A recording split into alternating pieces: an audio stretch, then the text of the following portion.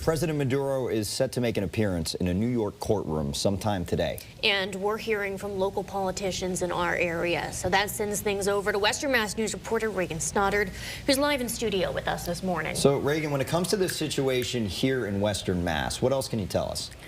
Well, Tyler and Sloan, we've seen reactions from across the world and right here in Western Mass on the capture of President Nicolas Maduro and his wife.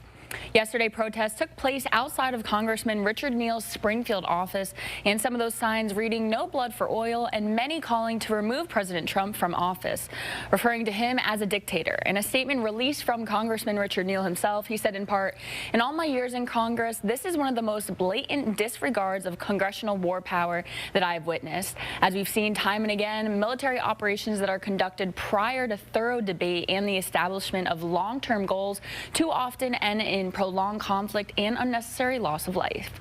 We also spoke with Senator Ed Markey on the capture of Maduro and his wife and the recent actions taken by the Trump administration. Here's what he had to say. What we are seeing today is Donald Trump acting as a dictator, acting as a king, sending American military troops into Venezuela to protect the interests of the American oil companies. That is reckless. That is unconstitutional. Now, coming up in our next half hour, we're hearing more from Senator Ed Markey and his thoughts on what the future relationship between Venezuela and the United States will look like. Reporting live in studio, Reagan Stoddard, Western Mass News.